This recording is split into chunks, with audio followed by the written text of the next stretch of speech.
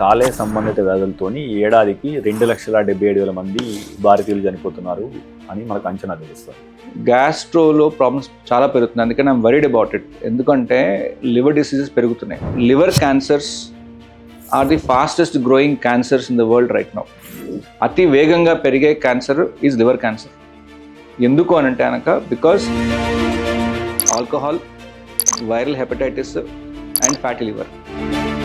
Bile డక్ట్లో cancer ఎందుకు రూపాంతరం చెందుతుంది? బైల్ డక్ట్ క్యాన్సర్స్ అది second most common cancers in liver. వచ్చిన తర్వాత లైఫ్ ఎక్స్పెక్టెన్సీ జనరల్గా 3 నెలల నుంచి 6 నెలలు చెప్తాం. సో 3 to 6 months అంటే these are very notorious and rapidly progressing dangerous cancers. అంటే ఈ క్యాన్సర్ ఉంటే ప్రారంభ హెచ్చరిక సంకేతాలు ఎలా ఉంటాయి? కామర్లు జాండీస్ వస్తుంది కొంతమందికి. Reason for liver cancer right now in the world is hepatitis B and C.